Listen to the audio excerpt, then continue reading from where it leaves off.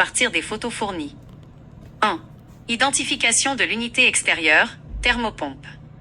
D'après la plaque signalétique, il s'agit d'une thermopompe de marque Nordin, souvent distribuée sous les marques Frigidaire, Gibson, Philco ou Intertherm.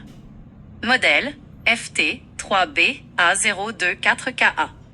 Numéro de série FTA0107 00017. Capacité 2 tonnes 24000 BTU heure nominale. Type de système Split System Heat Pump, thermopompe centrale. Réfrigérant R22, charge d'usine 70 onces. Année de fabrication estimée juillet 2001, basé sur le format du numéro de série FTA 0107, où 01 représente l'année et 07 le mois. Données électriques importantes. Tension 208/230 Z, 60 Hz. 1 phase. Compresseur RLA 9.8 A. LRA démarrage 56 A. Ampérage total 10.5 A. Main. Circuit Ampacity MCA 12.9 A. Max. Overcurrent Protection MOP 20 A. Disjoncteur requis. 2. Unité intérieure, appareil de traitement de l'air. La photo montre une unité horizontale installée dans un vide sanitaire ou un sous-sol, sur fond de panneaux isolants de polystyrène Senior.P200. Marque, Frigidaire, groupe Nordin. Configuration, installation horizontale suspendue ou sur pattes. Note d'installation, astérisque. On distingue le raccord de drainage, tuyau bleu, pour les condensates. Présence d'un plénum de retour d'air avec un raccord flexible anti-vibration à gauche. 3. Contrôle, thermostat.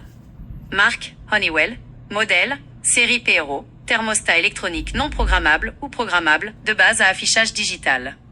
Statut à l'écran. Température ambiante, consigne, 74 degrés Fahrenheit. Affichage en Fahrenheit. Heure, 2h35. Mode actif, Cool On.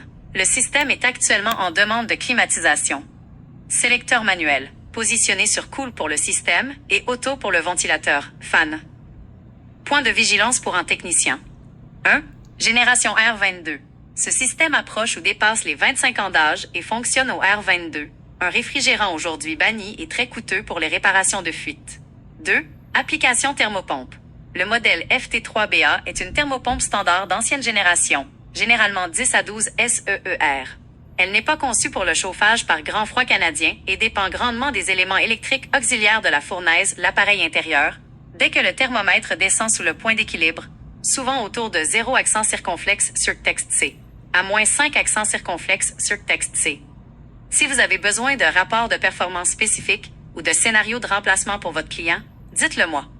Flex ou Ultra, suivez ces étapes clés. 1. Préparation de la base extérieure. Installez une base de béton ou un bloc de sol rigide de niveau, surélevé de 6 à 12 pouces sur des pattes de support, pieds de neige, pour dégager l'unité des accumulations de glace et permettre un drainage fluide lors des cycles de dégivrage. Maintenez un dégagement minimal de 12 pouces par rapport au mur de fondation et de 24 à 36 pouces devant les grilles de rejet d'air.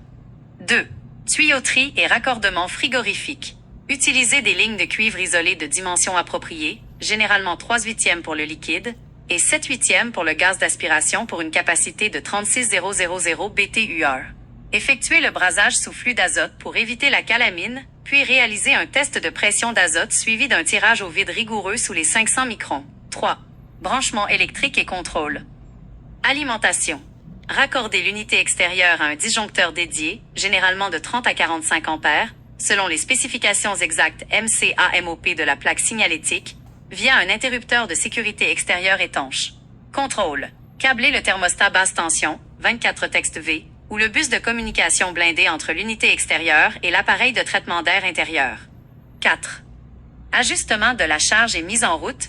Ouvrez les vannes de service pour libérer la charge d'usine, généralement prévue pour 25 pieds de tuyauterie. Calculez et ajoutez le supplément de réfrigérant, R410A, par pied linéaire additionnel si la longueur du line set dépasse la longueur standard. Vérifiez les pressions, le sous-refroidissement et le saut thermique en mode climatisation et chauffage.